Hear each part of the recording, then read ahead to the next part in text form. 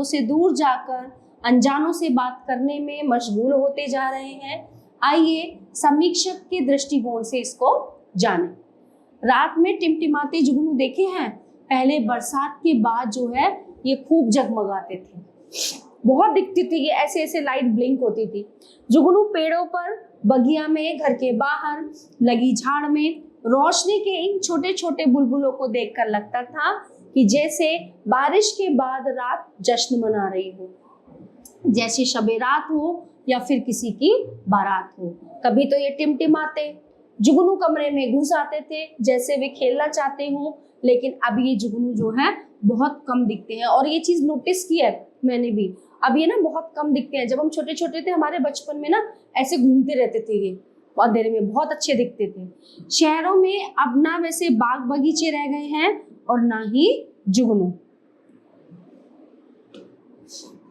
New generation में बहुतों ने तो जुगनू देखे भी नहीं हैं, बस उनकी बातें जो है किताबों में पढ़ी हैं। कहीं पढ़ा था कि बया चिड़िया तो अपने घोंसलों को रोशन करने के लिए जुगनुओं को पकड़ पकड़ के लाती थी अपने घोंसले में, और उसका घोंसला ऐसे जगमगाता था जैसे उसने अपने झोंगले में लाइट लगा दी हो घोंसले में।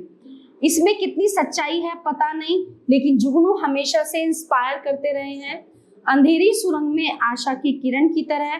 तो आइए जुगनुओं की बात करें। बरसात की ऐसी ही एक स्याह रात में थकान दूर करने के लिए मन किया कि थोड़ा घूम आए। सोचा चलो आज नेट के किसी गलियारे का चक्कर लगाते हैं। फेसबुक पर लॉगिन करते समय उम्मीद कम थी कि रात 1-1:30 बजे कोई दोस्त, कोई परिचित ऑनलाइन मिलेगा, लेकिन ये क्या, अभी भी इतनी सारी हरी बत्तियां जल रही थी जिससे पता चलता है कि फेसबुक पे कौन ऑनलाइन है ना, कि रात में जुगनुओं की बस्ती में आ गया हूँ।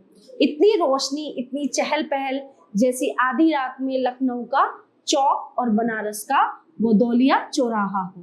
कहीं गपशप, कहीं चैटिंग शैटिंग, सब अपनी धुन में मस्त। ध्यान से देखा कि कहीं ये अमेरिका, कनाडा और ऑस्ट्रेलिया वाले दोस्त तो नहीं, क्योंकि वहां तो इस समय दिन होता है, लेकिन 1-2 को छोड़कर सब हिंदुस्तान के दोस्त थे।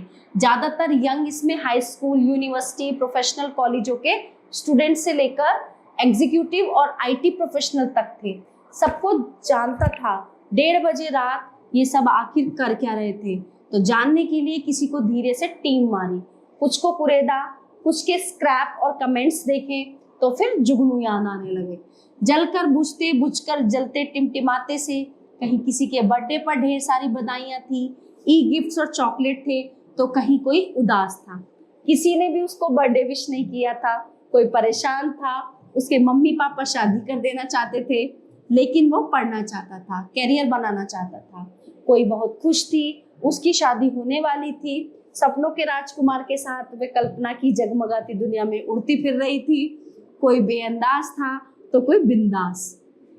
रात की इस बस्ती में हाई स्कूल की एक बच्ची भी थी। पूछा इतनी रात को क्या कर रही हो, पेपर है क्या? उसने चट से कहा दिन में मस्ती, रात में स्टडी। रात में पढ़ने में मजा आता है। ढेर सारी टीनेजर्स ऐसी थी जो सिर्फ चैटिंग कर रहे थे। कोई किसी के टैडी की तारीफ कर रहा था तो कोई किसी के नए स्नैप को देखकर कह रहा था wow looking so cute. Facebook के चौराहे पर कब कौन हेलो कह दे, दोस्ती का हाथ बढ़ा दे, कहा नहीं जा सकता। हैंडसम, ब्यूटीफुल और ग्लैमरस फोटो और शानदार प्रोफाइल देखकर कर ली दोस्ती, फिर खुलने लगते हैं उस अनजानी किताब के पन्ने। इन कमेंट्स पर सरसरी नजर डालें तो लगेगा कि नेट की बस्ती में जगमगाती इस यंग जनरेशन का IQ तो हाई है, लेकिन EQ यानी कि इमोशनल कोशेंट में ये कहीं ना कहीं कमजोर है।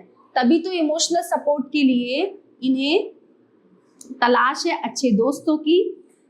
जैसी भी है ये बस्ती है उनकी, जहां पर मोड़ मिल जाएगा कोई जलकर बुझता, बुझकर जलता जुगनुओं की तरह। इसके लेखक हैं राजीव ओझा।